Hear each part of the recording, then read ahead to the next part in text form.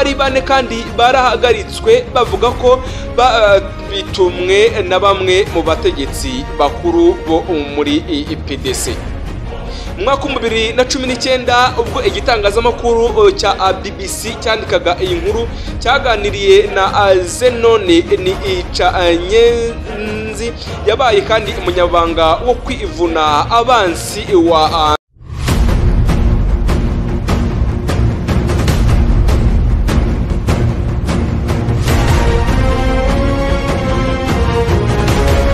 gatanu ukwigenekerezo rya 13 ukwezi kw'icumi umwaka w'1961 uko umwaka utashe abarundi baribuka urupfu rw'umuganwa Rudoviko Rwagasore incungu y'ukwikukira ku gihugu cy'u Burundi. Ni inkuru iri ku kinyamakuru bbc.com. ni inkuru kandi wasoma no ku BBC News. ni inkuru kandi yagiye icacana ku itangazamakuru byandikirwa hariya mu gihugu cy'u Burundi. Niyo mpamvu nje kujya mbagezaho ese uyu mugabo mu kwicwa kwe byagenze gute, ese umugabo ufatwa nk'intwari yo mu gihugu cy'u Burundi yarabayeho te, byagenze gute kugira ngo uyu mugabo abe yibukwa nk'intwari y'u Burundi, ese naye mabanga amuvugwaho nibe ikorwa yagiye akora byatumye umugabo yandikwa ku mpapuro zigaragaza intwari mu gihugu cy'u Burundi. Nitwa Eric Nshimimana, naho Ibiza TV muri kumva umuryango mugari wa TV Rwanda kandi ubahaye ikaze. Ubuvumbuzi, ubushakashatsi bucukumbuye, imicyo n'imyidagaduro, ibyamamare muri politike byose n'ahandi wabisanga atari ku Ibiza TV Rwanda. Wowe ukomeza ukore subscribe, ukore share kubiganiro tukugezaho byacu bya buri munsi. Ibiri myihishe mu isi, ubuzima bw'isi, ubutabire bw'isi ndetse n'ubuzima bw'isi, ibinyabutabire kandi n'ibinyabuzima byose tuzabikugezaho hano kuri Ibiza TV Rwanda. Amakuru ya politike, imicyo n'imyidagaduro ndetse na documentaire ziryoshye kandi muzazumva. Wowe nkwaye ikaze mu muryango ukwiye wa Ibiza TV Rwanda. Abari mu Rwanda mu turere 30 ndetse no mu ntara enye zigize igihugu cy'u Rwanda n'umujyi wa Kigali, abari mu gihugu cy'u Burundi Gozi, Cibitoke, abari muri Republika Demokarasi ya Kongo, namwe muri Uganda, Tanzania, Nairobi, muri Kenya, mwese mbahaye ikaze. Namwe mutari inkunga muri Kota Masimbi, ndavuga hakurya i Burayi, mwese mbahaye ikaze mu muryango mugari wa Ibiza TV Rwanda. Rwagasore rero yagandaguwe afise imyaka 29 n'amezi 9 yose. Haciye iminsi idashika ukwezi umuganwa Upolona yarabereye umuhanuzi umukuru utsinze amatora yashikanye u Burundi ku nahe yo kwikukira. Rwagasore kandi ntiyashoboye kubona ingene igihugu yaseseye amaraso oca ashikirijwe inahe y'ukwikukira inyuma y'imyaka irenga 40 ababirigi bari bamaze bariko barakoloniza igihugu cy'u Burundi. Rwagasore kandi yagandagwe arashwe aho yariko afata amafunguro ku hoteli yitwaga Tanganyika i Bujumbura, niho uyu mugabo yahatakarije ubuzima akaba yibukwa nk'intwari y'igihugu cy'u Burundi. Uti byagenze gute rero? Bivugwa rero ko uwamurashe ari umubirigi, ari umugiriki witwa Jacques Georgis, yari kumwe kandi n'abarundi bagera kuri 3 bo mu mugambwe warushikirijwe ndetse n'ababirigi PDC. Uyu mugabo kandi mu kwicwa kwe byagiye bitera urujijo, bagenda bibaza impamvu. Uko ari bane kandi barahagaritswe bavuga ko bitumwe na bamwe mu bategetsi bakuru bo muri PDC. Mwaka 2019 ubwo igitangazamakuru cya BBC cyandikaga iyi nkuru cyaganiriye na Zenone ni Icanyenzi yabaye kandi umunyabanga wo kwivuna abansi wa mbere kuva i Burundi bwikukiye, hamwe na Aloyizi Batungamwa nayo umushakashatsi mu byahashize cyangwa se mu by'amateka agaragara mu gihugu cy'u Burundi ndetse n'umugabane wa Afurika muri rusange. Batubariye kandi ibijanye n'urugamba rwa Gasore yagiye Rwanda ndetse kurondera inahe y'ukwikukira hamwe n'ibyaranze igihugu cy'u Burundi inyuma y'igandagurwa rya Rwagasore, uyu mugabo ukomeye cyane. kwigenekerezo rero rya kane ukwezi n'ukwezi kwa 10 umwaka w'igihumbi kimwe 1958 ku mutumba wa Ndago Imurambya Rwagasore yakoranije isinzi ry'abarundi bava mu mihigo itandukanye ndetse y'igihugu cy'u Burundi, akaba ashikiriza imigabo n'imigambi y'umugambi wiwe w'abadasigana ba Upolona. Uyu ni umugambwe cyangwa se uyu ni umutwe warukomeye hariya mu gihugu cy'u Burundi, Upolona. Uburundi kandi bwari bwinjiye mu ruhuririkane rw'ibindi bihugu bya Afrika byariko birashinga imigambwe mu ntumbero yo kurondera inahe y'ukwikukira ikomeye cyane. Nica yenzi rero na abatungwa nayo bavuze ko urugamba rutari rworoshye icyo gihe ko leta mbirigi yari irongowe na Jean Paul Haloyi ibonye kandi ubutwari bwa Rwagasore mu byo yo yafata nk'ukugumura abarundi ntaco itakoze ngo imuburabuze maze abura uburyo, ariko birangira umusore akomeje gukora ibishoboka byose arwanira igihugu cy'u Burundi. Ni mu gihugu cy'u Burundi aho mu mujyi wa Bujumbura hariya Igitega, n'ubundi ni igihugu kiri mu karere k'Iburasirazuba bwa Afurika. Batungwa nayo rero yagize ati Jean Paul Haloyi yaciye ashinga itegeko rivuga ko abantu bo mu nda y'ingoma gushika ku kabiri, ni ukuvuga abana, abuzukuru ndetse n'abahungwa abo, ndetse kandi badashobora kujya mu nzego nkuru cyane z'umugambwe hariya mu gihugu cy'u Burundi. Niko kandi Rwagasore atigeze arongora umugambwe kuko abo bari basangiye urugamba baciye bamugira umuhanuzi mukuru w'umugambwe wa Upolona.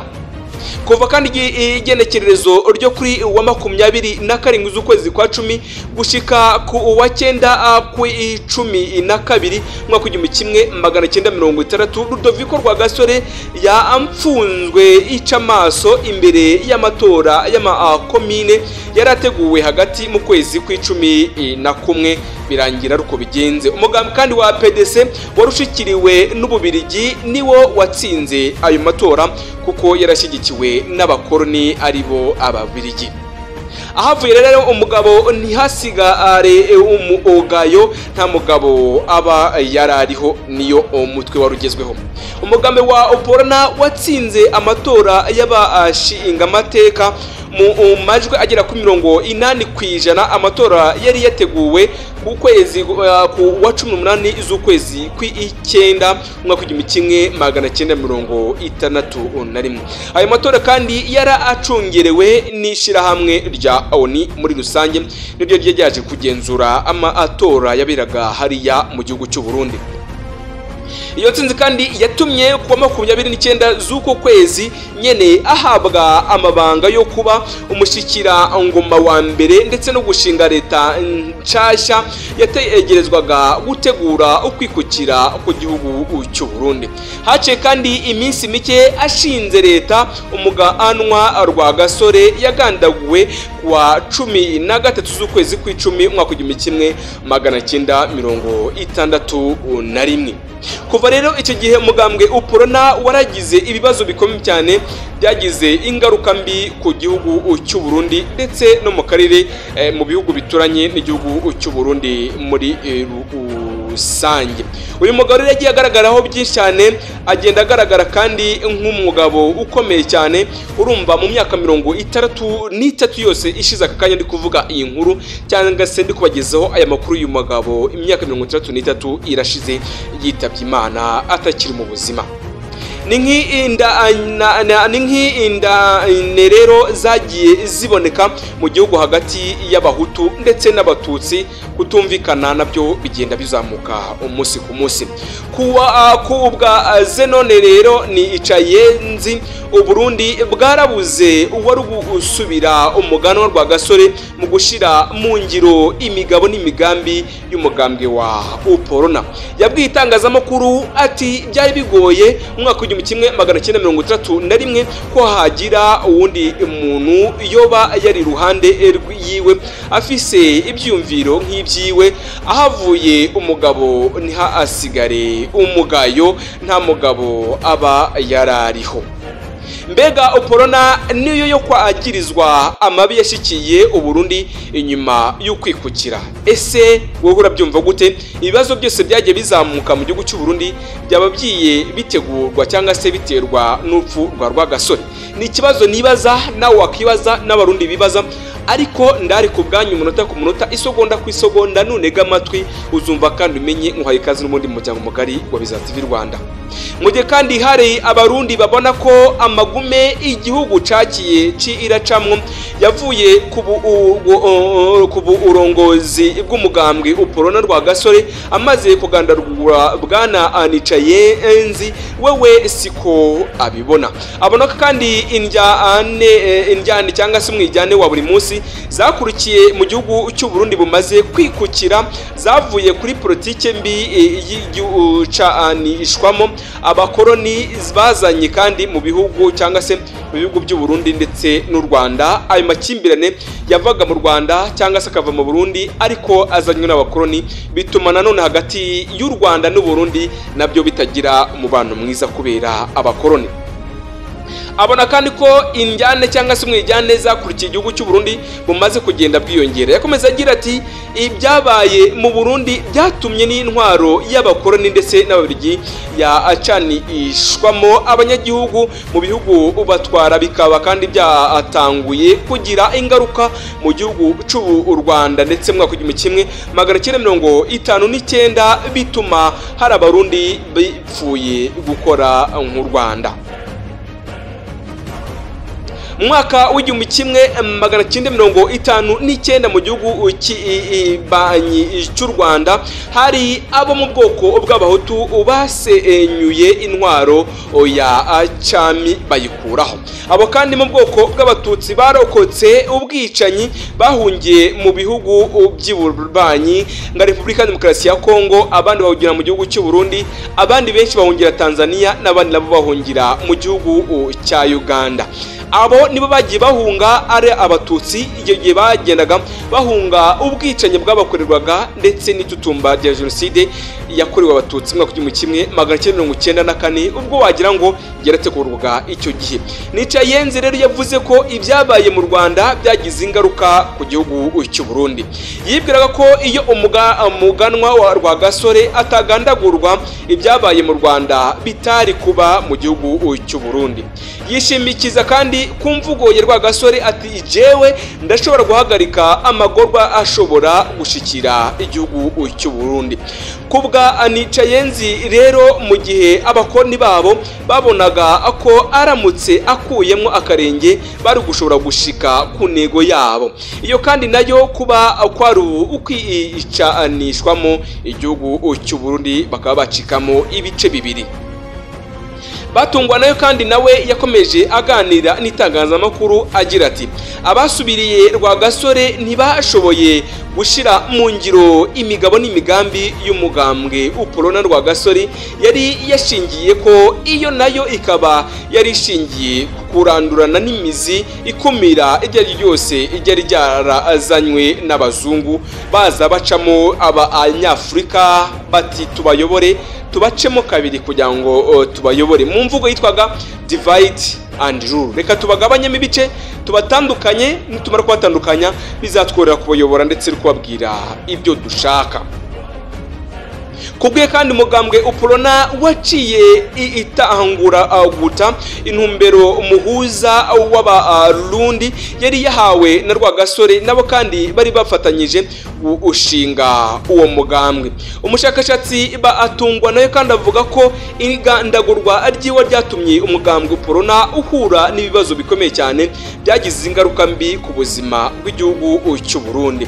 Ata kandi imyaka ihaciye Rwagasore agandaguwe umugambwe Upolona wacishijwemo amashami abiri mu mwaka w'1962. Ishami rimwe ryari rizwi nka Casablanca ryari rikurikiyemwo ababiri bafise ibyiyumviro bya komunista ndetse no kuvuga intwaro y'Abarusiya. Bwana Batungwana yavuga ko kandi byari irigwiyemwo ubwoko bw'Abatutsi muri icyo gihe.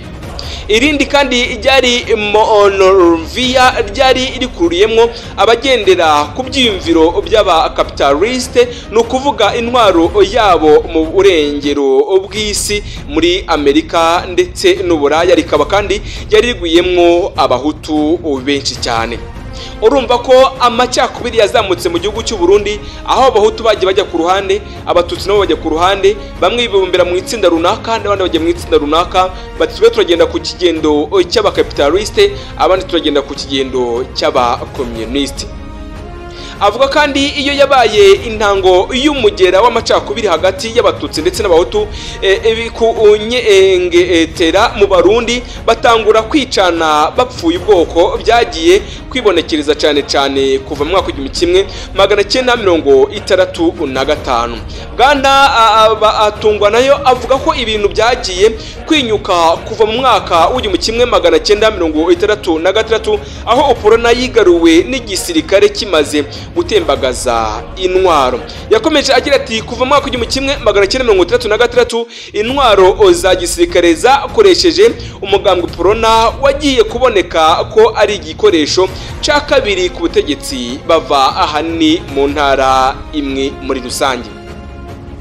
Ugutsindwa kwa Uporona rero mu mwaka w'1993 niho tugeze. Mu mwaka w'1993 Uburundi bwasubiye mu ntwaro rusangi ishingiye ku migambwe myinshi cyane inyuma y'imyaka y'intwaro y'umugambwe umwe Uporona kuva mu mwaka w'1966. Mu matora yo ku wa mbere z'ukwezi kwa gatandatu uyo umugambwe watsinzwe n'umugambwe Forebu warurongowe na Melchior Ndadaye. Uyu nawe murabyibuka ko nawe yaje kwicwa hariya mu gihugu cy'u Burundi aje kuyobora n'ubundi abaye perezida w'igihugu cy'u Burundi Melchior Ndadaye.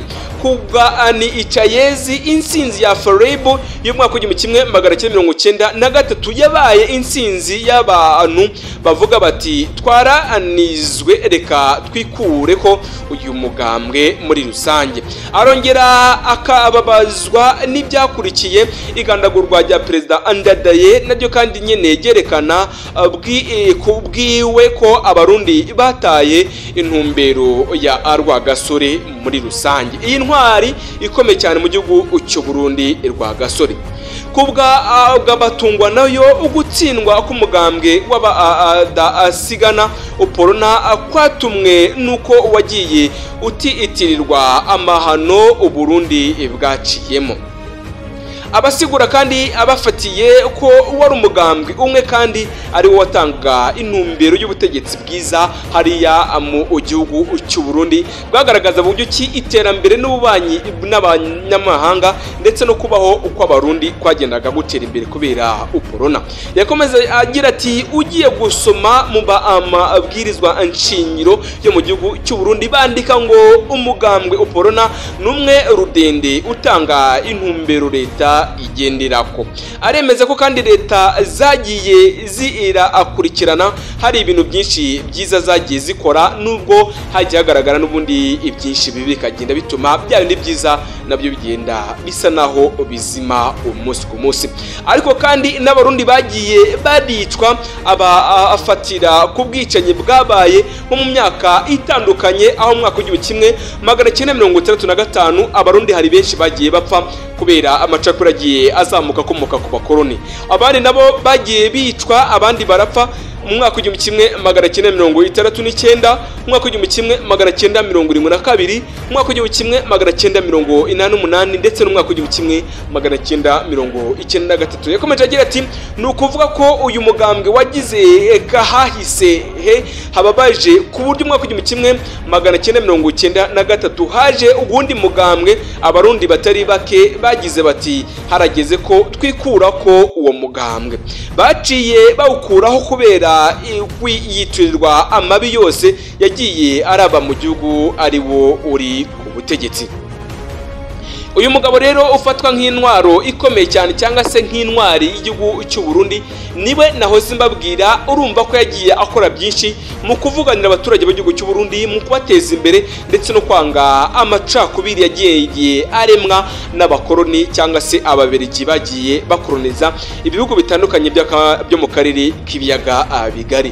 Ubukoroni bamwe bati buzacike burundu, abandi ubukoroni baracyahari, atari n'ubu baracyaza kudukorena kudukoroniza, bityo turacyakora munsi y'akaboko kabo, turacyakora munsi y'ibirenge byabo, turacyatambuka bakadukandagira, baracyeza kutubwira mukora iki, mucangaha ntabwo mwakora iki ngiki, umuyobozi ntabwo twakemera kava mu gihugu cyanyu, nitwamera kajyanaha kubera ibyo mutuje, bati nubwo n'ubukoroni bukomeye cyane.